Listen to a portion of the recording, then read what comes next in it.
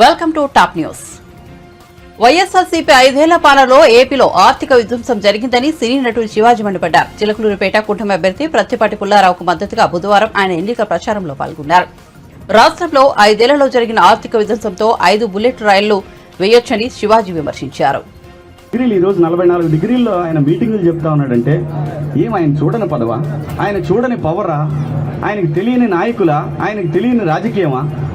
లేదు. మనిషిగా మనం ఈ భూమి మీద పుట్టినప్పుడు 10 మందికి సాయం చేసిపోతే చరిత్ర గుర్తుపెట్టుకుంటుంది.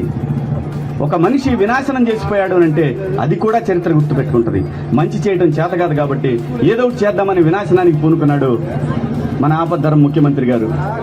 దయచేసి సోదరులారా, మీ అందరికీ చెప్తున్నా, వ్యవసాయం దెబ్బతింది, ఉద్యోగం దెబ్బతింది, నీటిపారుదల రంగం దెబ్బతింది, రోడ్లు దెబ్బతిన్నాయి.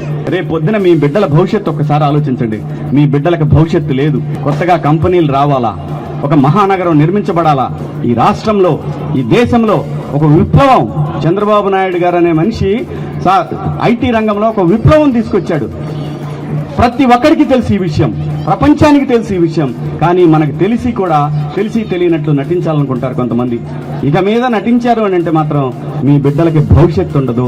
మనం బతికేది మన పిల్లల కోసం. అటువంటి పిల్లల్ని మనం వాళ్ళ జీవితాలని పైకి తీసుకెళ్ళాలి అని అనుకుంటే, ముందుకు తీసుకెళ్ళాలి అనుకుంటే దయచేసి ఇంకొకసారి మాత్రం తప్పు చేయకండి. దయచేసి చంద్రబాబు నాయుడు గారిని, కూటమి అభ్యర్థుల్ని ఎన్నుకోండి. పవన్ కళ్యాణ్ లాంటివి ఒక నిజంగా ఆంధ్రప్రదేశ్ రాజకీయాల్లో ఒక కొత్త ఒరవడే పవన్ కళ్యాణ్ గారు. అట్లీస్ట్ ప్రశ్నించేవాడు ఒకడు ఉండాలి, అక్కడ గట్టిగా ప్రశ్నించేవాడు ఒకడు ఉండాలా. పిఠాపురంలో కూడా అత్యధిక మెజారిటీతో ఆయన్ని గెలిపించండి. ప్రజలంటే భయపడాల రాజకీయ నాయకులు. ఈ రోజున రాజకీయ నాయకుల్లో చాలా మందికి ప్రజలంటే భయం లేదు. ముఖ్యంగా జగన్మోహన్ రెడ్డి గారికి నేనేం చెప్తే దీని అర్థం ఏంటో తెలుసా? ఏం చెప్తున్నా, దీని అర్థం ఏంటో తెలుసా? అన్ని కార్నర్లో ఉన్న ఎర్రి పప్పలారా, దాని అర్థం అది. నేను మిమ్మల్ని ఎర్రి పప్పలను చేస్తున్నాను. ఇలాగా నిజంగా ఇంత అమాయకులు అండి ఆంధ్రప్రదేశ్ లో ప్రజలు. ఇంతలా ఎలా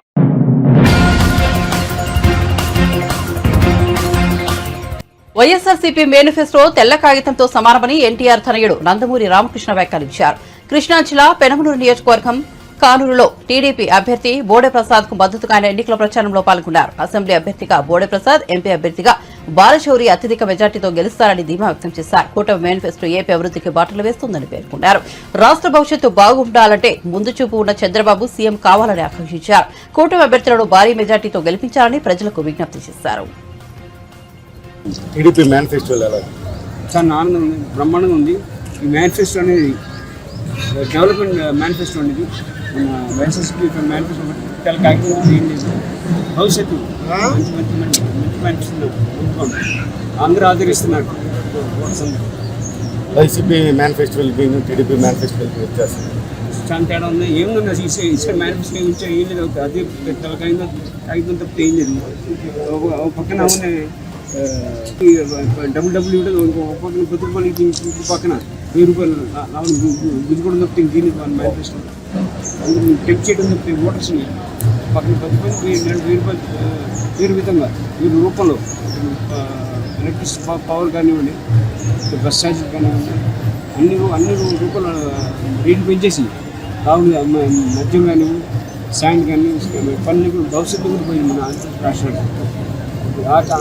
అది కూడా చెప్పకుండా డిగ్రీ చేశాడు ముఖ్యమంత్రి. వైఎస్ షర్మిల చెత్తకాయంతో పోల్చింది మేనిఫెస్టో, వైసీపీ మేనిఫెస్టో ఏమంటారు? మేనిఫెస్టో ఏం లేదు, అనుకుంటే మేనిఫెస్టో ఏం లేదు, తెప్పించుకోవడం తప్ప ఏం లేదు. మేనిఫెస్టో ఏం లేదు.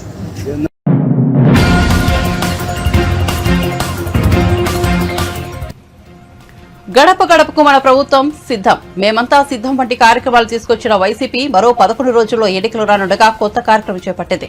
ఈ కార్యక్రమం పేరు కలలు నిజం చేయడానికి జగన్ కోసం సిద్ధం. ఇప్పటికే దీనికి సంబంధించిన హోర్డింగ్లు, పోస్టర్లు రాష్ట్ర వ్యాప్తంగా దర్శనమిస్తున్నాయి. ఇటీవల సీఎం జగన్ వైసీపీ ఎన్నికల మేనిఫెస్టో విడుదల చేయడం తెలిసిందే. ఈ మేనిఫెస్టో ప్రతి ఇంటికి చేరవేయడమే జగన్ కోసం సిద్ధం కార్యక్రమం ముఖ్య ఉద్దేశం. ప్రజలే తమ స్టార్ క్యాంపెయిన్లని ఇటీవల సభలో తరచుగా చెబుతున్న సీఎం జగన్ ఈ కార్యక్రమం ద్వారా ప్రజలకు కూడా తమ ప్రచార పర్వంలో భాగం చేయనున్నారు.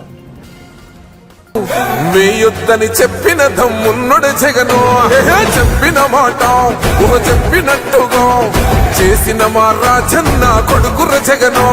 ఏ కష్టం రావద్దని పేద గుండెకు ప్రతి పథకం పంపిండుర గడప గడపకు. పులి గడపలో పులి పుట్టినట్టే పుట్టిండురా. జెండలు జత కట్టడమే మీ ఎజెండా, జనగుండల గుడి కట్టడమే జగను ఎజెండా. బలిరా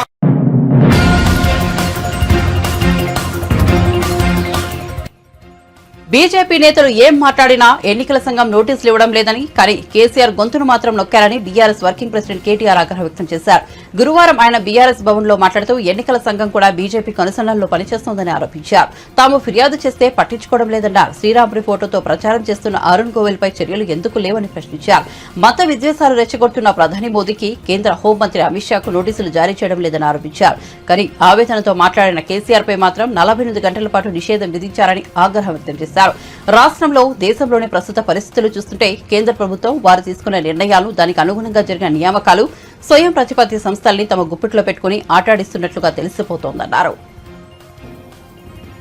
దానికి అనుగుణంగా జరిగిన అపాయింట్మెంట్లు, స్వయం ప్రతిపత్తి కలిగిన సంస్థలను కూడా తమ గుప్పిట్లో పెట్టుకొని ఆటాడిస్తున్న వైనం మళ్ళీ ఒకసారి ప్రజల ముందు స్పష్టంగా బయటపడ్డది. కేంద్ర దర్యాప్తు సంస్థలే కాదు, ఈరోజు చివరికి ఎన్నికల కమిషన్ కూడా నేను స్పష్టంగా ఆరోపిస్తున్నాను. ఇందులో మొహమాటం లేదు, ఏమీ లేదు. ఎన్నికల కమిషన్ అచ్చంగా బీజేపీ కనుసన్నలో నడుస్తోంది. ఇందులో మాకు ఎలాంటి రెండో ఆలోచన కానీ రెండో అభిప్రాయం కానీ లేదు. ఎందుకంటే ఇవాళ భారతదేశంలో ఎట్లాంటి పరిస్థితి అంటే బీజేపీ వాళ్ళు జాతుల ఆధారంగా, మతాల ఆధారంగా స్వయంగా ప్రధానమంత్రి, స్వయంగా కేంద్ర హోంశాఖ మంత్రి మత వైషమ్యాలు రెచ్చగొట్టే విధంగా మాట్లాడినా, మతాల పట్ల ఒకరి పట్ల ఒకరికి విద్వేషాన్ని రెచ్చగొట్టే విధంగా చాలా దారుణమైన వ్యాఖ్యలు చేసిన ప్రత్యర్థి పార్టీలను బీజేపీ వాళ్ళు బండ బూతులు తిరుగుతున్నా, వాళ్ళ సోషల్ మీడియా అనేది ఇంకా దారుణం. బీజేపీ ఫర్ ఇండియా అని అఫీషియల్ వాళ్ళ ట్విట్టర్ హ్యాండిల్ ఉంటుంది. అందులో మొత్తం ముస్లిం సోదరులందరి మీద విషం చిమ్ముతూ, విషం జల్లుతూ డైరెక్ట్గా వాళ్ళ సోషల్ మీడియాలో విషం చిమ్ముతూ ప్రచారం చేస్తూ ఉన్నారు. కానీ ఒక్కటంటే ఒక్క చర్య లేదు. నరేంద్ర మోడీ గారు మొన్న చాలా దారుణంగా మాట్లాడినారు. మాట్లాడుతూ ఈ దేశంలో ముస్లింలే ఎక్కువ పిల్లలు కంటారని, రేపటి రోజున ఒకవేళ బీజేపీ కాకుండా ఇంకా వేరే వారు అధికారంలోకి వస్తే వారు దేశ సంపదను ఎక్కువ పిల్లలు కలిగిన ముస్లింలకే దోచిపెడతారు, పంచిపెడతారని ఇష్టారీతిన వ్యాఖ్యానాలు చేస్తే దాదాపు 20,000 పైచిలకు ఈ దేశ పౌరులు భారత ఎన్నికల కమిషన్కు ఈమెయిల్ ద్వారా కంప్లైంట్ చేయడం జరిగింది. కానీ ఎన్నికల కమిషన్ ఏం చేసింది? కనీసం మోడీ గారికి నోటీస్ కూడా ఇవ్వలేదు. ఈరోజు మోడీ గారి మీద చర్యలు తీసుకోవడం వేరు, అంత ధైర్యం ఎట్లాగూ లేదు. కనీసం ఆయనకు నోటీస్ ఇవ్వడానికి కూడా జంకి భారతీయ జనతా పార్టీ అధ్యక్షుడు నడ్డా గారికి నోటీస్ ఇచ్చింది. ఏమని? మోడీ గారి వ్యాఖ్యలకు నడ్డా గారు జవాబు ఇవ్వాలని చెప్పి ఒక తలాతోకాలేని నిర్ణయం ఎన్నికల కమిషన్ తీసుకుంది. ఎన్నికల్లో దేవుణ్ణి, మతాన్ని ఇన్వోక్ చేయడం నేరం. ఇది కేంద్ర హోంశాఖ మంత్రి అమిత్ షా ఎన్నికల ప్రచారంలో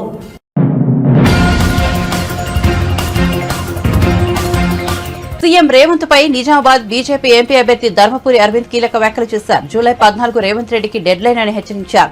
జగిత్యాల జిల్లా కోరట్లలోని ఐలాపూర్, మల్లాపూర్లలో ధర్మపురి అరవింద్ ఎన్నికల ప్రచారం నిర్వహించారు. ఈ సందర్భంగా ఆయన మాట్లాడుతూ 10 ఏళ్ల పాలనలో కేసీఆర్ కొన్ని అయినా హామీలు అమలు చేశారని, రేవంత్ 6 గ్యారంటీలను పట్టించుకోవట్లేదని మండిపడ్డారు. ఆల్రెడీ బ్యాగులు మోసిన కేసు దగ్గర పడ్డది, ఆల్రెడీ సంచులు మోసిన కేసు దగ్గర పడ్డది. జూలై 14 రేవంత్ కి డెడ్ లైన్. కాంగ్రెస్ వాళ్ళు పండగ చేసుకుంటారట. కోమటిరెడ్డి వెంకటరెడ్డి, ఉత్తమ్ కుమార్ రెడ్డి, బట్టి విక్రమార్క రోజు పండగ చేసుకుంటారట. జూలై 14 ఎప్పుడు వస్తుంది, ఎప్పుడు లోపల పోతాడు, జైల్లోకి పోతాడు Revanth Reddy. SC, ST, BC reservation ముట్టేది లేదు. ఎవరు వచ్చాళ్ళకెళ్ళి తీసుకొని ముస్లింలకు ఇచ్చేది లేదు. ఇది భారతీయ జనతా పార్టీ నరేంద్ర మోడీ బతుకున్నంత కాలం ఇది ఎవ్వరు కూడా ఈ రిజర్వేషన్లను ముట్టుకోడు. నీ గ్యారంటీల సంగతి ఏంద్రా అని అడుగుతావని అందరిని మభ్యపెట్టనీకే, అందరిని టాపిక్ డైవర్ట్ చేయనీకే కొత్త పూటకం పెట్టిండు. నువ్వు ముఖ్యమంత్రి గుడ్లు మోసుడైందా సభల? ఆ ముఖ్యమంత్రి లెక్కున్నాడు ఆయన పక్కకి. సరే, ఈ ముఖ్యమంత్రి అంటే అందరిని తిట్టుకుంటా భాష వ్యవహారం రేవంత్ది అందరికీ తెలుసు. ఈ పెద్ద మనిషికి ఏందని ఆయన కూడా గుడ్లు పోస్తున్నాడు. ఈ 75 సంవత్సరాల జీవన్ రెడ్డి కూడా గుడ్లు పోస్తాడా? పక్కకు చెప్పాలా రేవంత్ రెడ్డికి? ఏమైనా నువ్వు ముఖ్యమంత్రి అయినా మర్చిపోయినావా అని చెప్పాలనా? చెప్పుడు పోయి ఈయన కూడా గుడ్లు పోస్తున్నాడు. ఈ గుడ్డు మోస్తాడా పోయి పార్లమెంట్కి ఓట్లేస్తే? కాబట్టి అంతా చిల్లర చేస్తున్నారు, రాజకీయాలు అబద్ధాలు చెప్తున్నారు, ప్రజల్ని మోసం చేస్తున్నారు. ఆ కేసీఆర్ మోసం చేసి ఆ కేసీఆర్ అన్న 13 సంవత్సరాలు తెలంగాణ కోసం కొట్లాడిండు. ఇచ్చిన రోజులు రైతు బంధు ఇచ్చిండు, కరెంట్ ఇచ్చిండు, ఇంకోటి ఏంది మరి అదేంది పెన్షన్ 2000కు పెంచిండు. అది అన్నీ అయిపోయినాక వేరే మస్తు వాగ్దానాలు, ఇండ్లు కట్టియాలి అంటే ఏమంటారు, అది కుండలు పెట్టి బిందెలు ఎత్తుకపోయిండు, అది వేరే విషయం. కానీ కుండలనే పెట్టిండు. కుండ లేదు, బిందె లేదు, గుడ్డు లేదు, కాకరకాయ లేదు.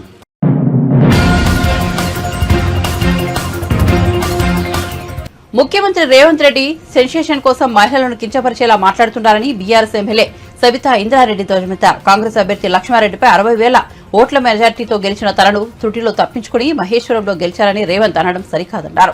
తనపై బీజేపీ మహిళా నాయకురాలు డీకే అరుణపై రేవంత్ వ్యాఖ్యల పట్ల మహిళా సమాజం ఆలోచించాలని సబితా ఇంద్రారెడ్డి సూచించారు. లక్ష్మారెడ్డి చేతిలో ఏదో త్రుటిలో తప్పించుకున్న, కొంచెంలో తప్పించుకొని నేను గెలిచిన అన్నట్టు మాట్లాడున్నారు. కానీ ఒకటి గమనించలేరు రేవంత్ రెడ్డి గారు. లక్ష్మారెడ్డి గారికి నాకు 60,000 ఓట్ల తేడా. మీరు 6 ఓట్ల తేడాతో గెలిచిన అనుకుంటున్నారేమో, 60,000 ఓట్ల తేడా. దయచేసి గమనించమని కోరుతా ఉన్నాను. ప్రజలకి, ఇక్కడున్న ప్రజలకి నా మీద నమ్మకం, విశ్వాసానికి అదొకటి తార్కాణమని మరొకసారి మీకు మనవి చేస్తూ ఉన్నాను. అదే కాకుండా ఇంకొక మాట కూడా మీరు అన్నాను, నేను సబితమ్మ పొద్దున కారు గుర్తుకేమని, రాత్రి కమలం గుర్తుకేమని చెప్తుందని ఒక మాట మాట్లాడున్నారు. ఆడబిడ్డల గురించి మాట్లాడుతున్నప్పుడు దాని వెనకాల అర్థాలను కూడా ఆలోచించి మాట్లాడాల్సిన అవసరం ఉంది. మీరు ఒక ఆడబిడ్డను పట్టుకొని పొద్దున ఒక మాట, రాత్రి ఒక మాట మాట్లాడుతుందని అనొచ్చా? ఒక్కసారి ఆలోచించండి. ఇదే కాదు, తెలంగాణ రాష్ట్ర మహిళలందరూ గమనిస్తూ ఉన్నారు. మీరు ఏ విధంగా మాట్లాడుతున్నారు, మహిళల్ని ఏ విధంగా కించపరుస్తున్నారు. మొన్న డీకే అరుణ గారితో మాట్లాడుతూ పండబెట్టి తొక్కుకుంటా పోతాము అని ఒక మహిళ కూడా చూడకుండా ఆమె మీద కామెంట్ చేశారు. ఈరోజు నేను ఒక లేడీని కూడా చూడకుండా పొద్దున ఒక మాట, రాత్రి ఒక మాట మాట్లాడుతాను మాట్లాడినారు. మీలాగా ఎదుటి పార్టీ వాళ్ళకి సహకరించే విధంగా నేను మాట్లాడాను. ఎందుకంటే కొండా విశ్వేశ్వరరెడ్డి చాలా మంచోడని మీరే మీ వేదిక మీద చెప్పారు. అంటే ఇండైరెక్ట్గా మీ పక్కనున్న మీ క్యాండిడేట్ మంచోడు కాదనే కదా. ఇది ప్రజలందరూ గమనిస్తూ ఉన్నారు.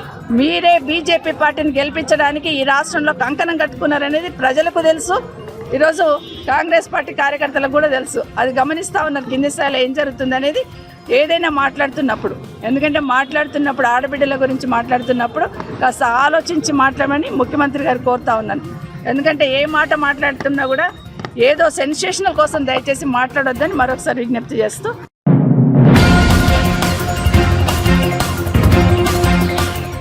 కాంగ్రెస్ పార్టీలో చేరిన ఇంద్రకిరణ్ రెడ్డిపై బీఆర్ఎస్ నేత బాల్క సుమన్ తీవ్ర ఆగ్రహం వ్యక్తం చేశారు. 10 ఏళ్ల పాటు మంత్రి పదవులు అనుభవించి ఇప్పుడు కష్టకాలంలో పార్టీ మారడం అంటే తల్లిపాలు తాగి రొమ్ము గుద్దినట్లుగా ఉందని ఆగ్రహం వ్యక్తం చేశారు. గురువారం ఆయన మీడియాతో మాట్లాడుతూ ఇంతకన్నా నీతిమాలిన సిగ్గుమాలిన చర్య మరొకటి ఉండదన్నారు.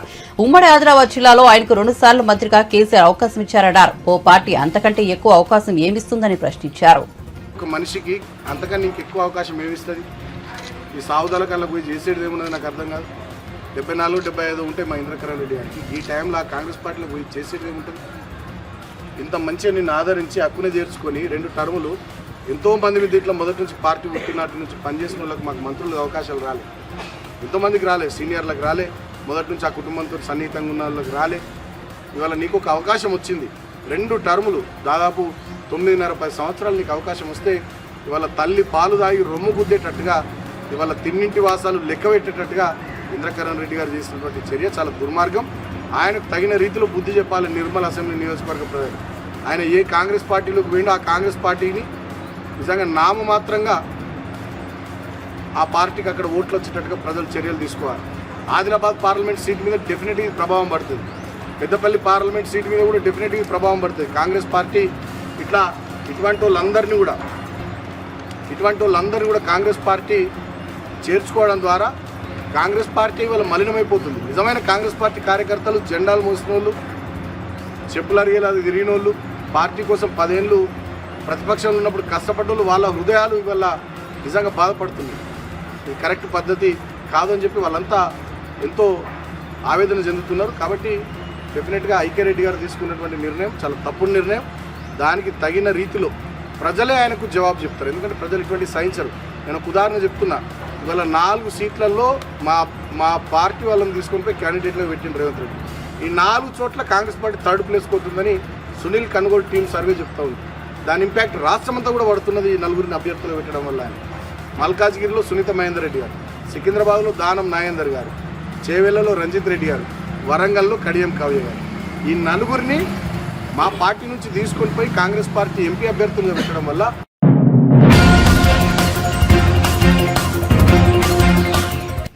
ఏపీపీసీసీ అధ్యక్షురాలు షర్మిల ఎన్నికల ప్రచారంలో దూసుకుపోతున్నారు. తన ప్రచారంలో ఆమె ముఖ్యంగా తన అన్న సీఎం జగన్ ను టార్గెట్ చేస్తున్నారు. కడప జిల్లా పెద్దముడియం మండలంలో షర్మిల మాట్లాడుతూ జగన్ పై మరోసారి విమర్శనాస్త్రాలను సంధించారు. రాముడికి లక్ష్మణుడు ఎలాగో వైఎస్ రాజశేఖర రెడ్డికి వైఎస్ వివేక అలాగే అని పేర్కొన్నారు. వివేకాన్ని గొడ్డలతో 7 సార్లు క్రూరంగా నరికి దారుణంగా హతమార్చారని అన్నారు. వివేక హత్య జరిగి 5 ఏళ్లు అయిపోయిందని, ఇంతవరకు న్యాయం జరగలేదని ఆవేదన వ్యక్తం చేశారు. వివేక అంటే వైఎస్కి ఎంతో ఇష్టమని, అలాంటి వ్యక్తిని చంపిన వారిని జగన్ కాపాడుతున్నారని ఆగ్రహం వ్యక్తం చేశారు. అధికార దుర్వినియోగం చేసి మరీ అవినాష్ రెడ్డి గారిని కాపాడుతున్నారు.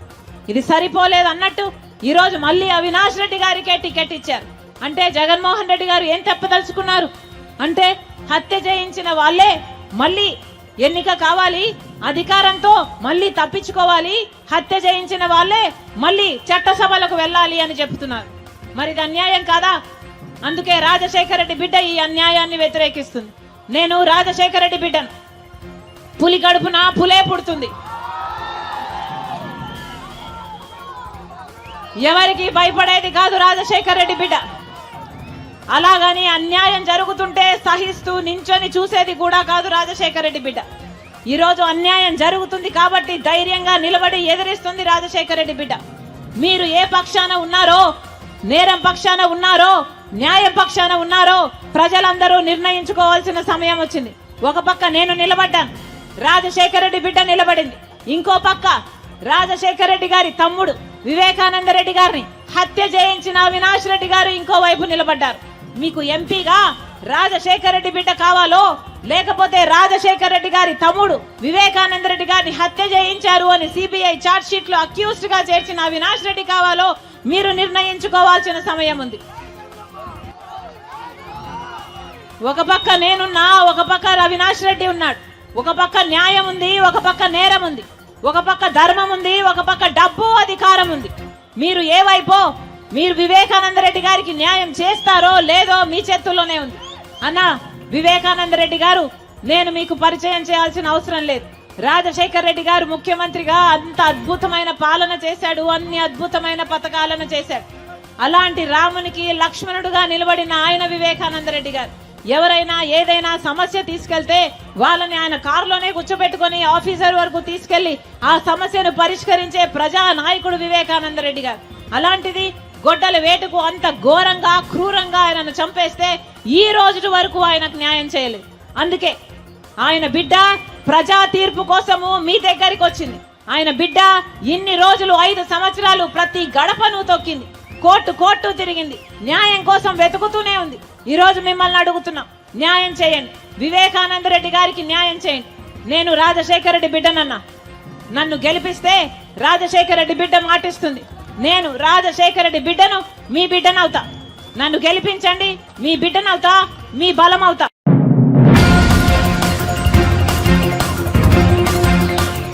పింఛన్దారులను ఇబ్బందులకు గురి చేసిన ఐఏఎస్ అధికారులు జవహర్ రెడ్డి, మురళీధర్ రెడ్డి, శశిభూషణ్ కుమార్, ధనుంజయ రెడ్డిలపై మాజీ మంత్రి డిఎల్ రవీంద్రరెడ్డి ఆగ్రహం వ్యక్తం చేశారు. వారికి పేదలపై కనికరం లేదని ఆరోపించారు. వైఎస్సార్ జిల్లా కాజీపేటలో ఆయన విలేకరులతో మాట్లాడారు. పింఛన్ కోసం వెళ్లిన వృద్ధులను బ్యాంకు సిబ్బంది పురుగులను చూసినట్లు చూస్తున్నారని మండిపడ్డారు. పింఛన్ సొమ్మును పాత బకాయి కింద జమ చేసుకుంటున్నారని పేర్కొన్నారు. అధికారంలోకి వచ్చిన వెంటనే ఆ 4 అధికారులను జైల్లో పెట్టి ప్రాసిక్యూషన్ చేయాలని డిమాండ్ చేశారు. అందులో 32 మంది చనిపోయిన విషయం అందరికీ తెలుసు. దాని మీద ప్రతిపక్షాలు అన్నీ కలిపి ఎలక్షన్ కమిషనర్కు ఉత్తరం రాసినాయి. అయ్యా ఇది తప్పు, ఆ ముసలి వాళ్ళని రమ్మనడం తప్పు, వాళ్ళ ఇంటి దగ్గర ఇప్పించండి. సచివాలయ అధికారులు ఉన్నారు, రాష్ట్రంలో చాలా మంది అధికారులు ఉన్నారు ఖాళీగా. ఆ అధికారులతో గతంలో వాలంటీర్ లెటర్లు ఇచ్చేవాళ్ళు ఇంటి దగ్గర పోయి ఆ మాదిరి ఇవ్వమని చెప్పి వీళ్ళు ఎలక్షన్ కమిషనర్ను కోరితే chief election commissioner electoral officer రాస్తే chief election commissioner chief secretary రాసినాడు. ఇంటికి పోయి ఇవ్వమని రాయలేదని వీళ్ళు అంటారు. జవహర్ రెడ్డి అనేవాడు కడప జిల్లా వాడే. అతన్ని చీఫ్ సెక్రటరీగా పెట్టుకునే రోజులు జగన్మోహన్ రెడ్డి పాలనే సాగుతుంది, దాంట్లో ఏం డౌట్ లేదు. అట్లానే మురళీధర్ రెడ్డి అని దీనికి సంబంధించిన ఆఫీసర్, సెర్ఫ్ అంటారు దాన్ని, సెర్ఫ్ అంటే ముసలోళ్ళకి పెన్షన్లు ఇచ్చేదాన్ని సెర్ఫ్, దానికి మురళీధర్ రెడ్డి. ఈ ధనంజయ రెడ్డి అనేవాడు సూపర్ బాస్, జగన్మోహన్ రెడ్డి చెంచా. ఇక ప్రిన్సిపల్ సెక్రటరీ పంచాయతీరాజ్ శశిభూషణ్ కుమార్ అని అతను కరెక్ట్ ఆఫీసర్. ఈ శశిభూషణ్ కుమార్ ఏమని ప్రెస్ స్టేట్మెంట్ ఇచ్చినాడు, మీకు బ్యాంకుకు పంపిస్తాము మీ పెన్షన్, మీ బ్యాంకులో మీరు డ్రా చేసుకోండి అని చెప్పి. అసలు ఈ నలుగురు ఆఫీసర్లకు ఐఏఎస్ ఇచ్చిన వాళ్ళని అడగాల, ఎట్లా ఇచ్చినారు ఐఏఎస్లకని. వీళ్ళు అసలు దానికి ఎట్లా జరుగుతుంది, బ్యాంకులకు ఎట్లా ఇస్తారు, ఎట్లా బ్యాంకులు వేస్తారు, ఎట్లా ముసలిలో పోయి తెచ్చుకోవాలనే ఆలోచనే లేకుండా ఇవాళ ఎంత ఘోరమైన పరిస్థితి ముసలిలో కల్పించారంటే, నిన్న ఒక బ్యాంకు పోయి ఒక ముసలాయన పోయి చనిపోయినాడు ఎండకు.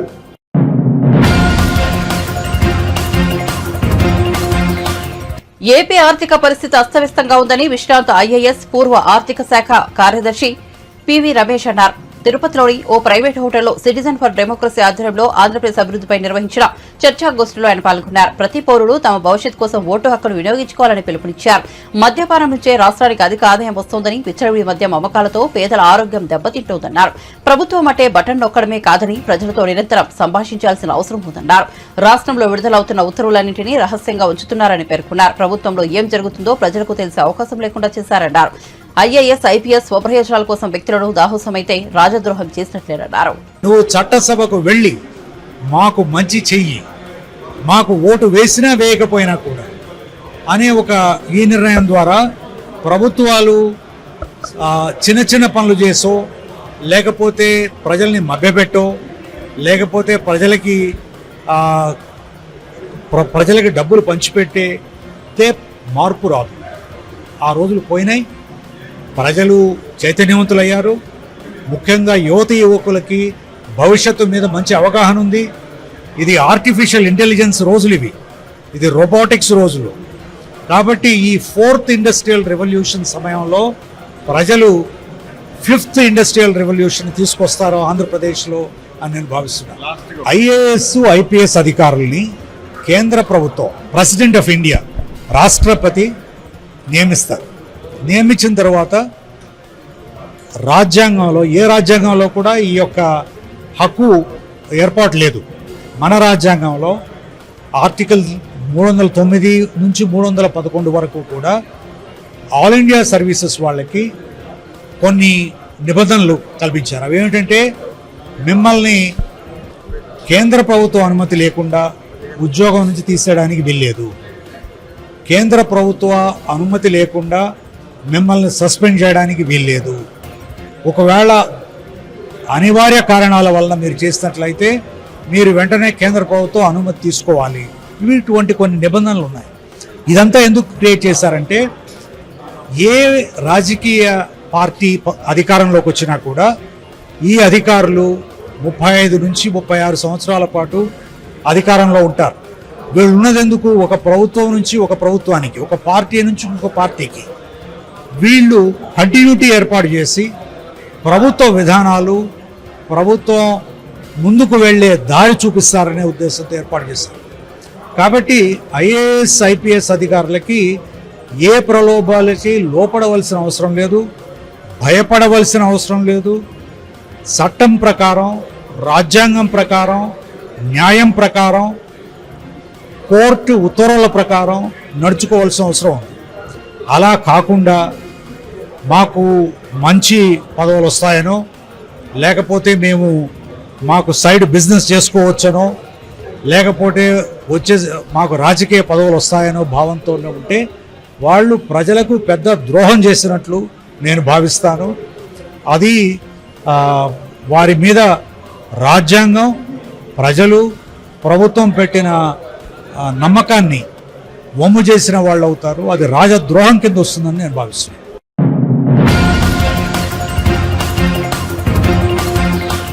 టీడీపీ నేత కొమ్మారెడ్డి పట్టాభిరామ్ ఏపీ సీఎం జగన్మోహన్ రెడ్డిపై తీవ్ర ఆరోపణలు చేశారు. వైసీపీ 5 ఏళ్ల పనుల్లో 8 లక్షల కోట్ల అవినీతి జరిగిందని ఆరోపించారు. మంగళగిరిలోని టీడీపీ ప్రధాన కార్యాలయంలో బీజేపీ, జనసేన నేతలతో కలిసి ఆయన నిర్వహించిన మీడియా సమావేశంలో ఈ వ్యాఖ్యలు చేశారు. పట్టాభిరామ్ మాట్లాడుతూ అవినీతికి చెక్ పెడితే సంక్షేమ కార్యక్రమాలను చాలా ఈజీగా అమలు చేసే అవకాశం ఉంటుందని తెలిపారు. తమ కూటమి ప్రభుత్వం అధికారంలోకి వచ్చిన తర్వాత అవినీతిని అరికట్టడంతో పాటు రాష్ట్ర ఆదాయాన్ని పెంచుతామని అన్నారు. అలాగే కూటమి మేనిఫెస్టోలోని ప్రతి హామీని అమలు చేస్తామని స్పష్టం చేశారు. ఆ సందర్భంలో ఆయన దృష్టికి వచ్చినటువంటి అనేక అంశాలు, అదేవిధంగా జనవాణి పేరుతో మరి పవన్ కళ్యాణ్ గారు జనసేన పార్టీ ఏదైతే ఒక కార్యక్రమం చేపట్టిందో మరి దాని ద్వారా కూడా అనేక వినతులు రావటం జరిగింది. అంతేకాకుండా మరి 3 పార్టీలు కలిపి ప్రజల వద్ద నుంచే నేరుగా సలహా సూచనలు స్వీకరించడం కోసం ఒక వాట్సాప్ నంబర్ను కూడా మేము అందుబాటులోకి తీసుకొచ్చాం. మరి 3 పార్టీలు కలిసి మరి ఇదే వేదికపై నుండి ఆ పోస్టర్ని విడుదల చేసి నేరుగా ప్రజలకి అవకాశం ఇచ్చాం. ఇంకా కూడా ఏమైనా మీ వద్ద నుంచి మీ సమస్యలుంటే తెలియజేయండి, వాటికి కూడా మేము ఒక పరిష్కారాన్ని ఇస్తామని మేము ఒక వాట్సాప్ నంబర్ రిలీజ్ చేస్తే 1,30,000 వినతులు ఆ నంబర్కి రావటం జరిగింది. 1,30,000 అంటే దీనిని బట్టి మీరందరూ అర్థం చేసుకోవచ్చు అంటే ఎంత భారీ ఎక్సర్సైజ్ జరిగిందో. ఇదేదో మేనిఫెస్టో అనేది ఒకరోజు విరామం తీసుకుని ఈ సైకో కూడా తయారు చేశాడు మేనిఫెస్టో. ఏదో ఆయన గారి బుస్సు యాత్రలో ఒకరోజు విరామం తీసుకున్నాడంట, పొద్దున్నుంచి సాయంత్రం వరకు ఆయన భజన గ్యాంగ్ని చుట్టూ కూర్చోబెట్టుకున్నాడంట, మేనిఫెస్టో తయారు చేశాడంట. అందుకనే ఇది ఇవాళ ఒక చిత్తు కాగితంలా మారిపోయింది. ఇవాళ దీన్ని ఒక చిత్తు కాగితంగా భావించి చెత్తబుట్లో వేస్తా ఉన్నారు. కానీ మా మేనిఫెస్టో ఎంత కసరత్తు జరిగిందో, ఎంత భారీ ఎక్సర్సైజ్ తర్వాత ప్రజల ఆకాంక్షలు నెరవేర్చే విధంగా రూపొందిందో ముందుగా ఆ వ్యత్యాసాన్ని గమనించాలి. అందుకనే ఇవాళ ఇది బ్లాక్ బస్టర్ హిట్, ఇది బ్లాక్ బస్టర్ హిట్, ఇది ఒక అటర్ ఫ్లాప్ చిత్తుకాగితంగా మారిపోయింది. ఇక మేనిఫెస్టోలో ఉన్నటువంటి అంశాలు ఒకసారి ప్రధానమైనటువంటి ఇప్పటికే సూపర్ 6 గురించి అనేక సందర్భాల్లో మాట్లాడుకున్నాం. ఇంకా అనేక అంశాలు ఈ రోజున మీడియా సమావేశంలో నాతో పాటు పాల్గొంటున్నటువంటి శివశంకర్ గారు జనసేన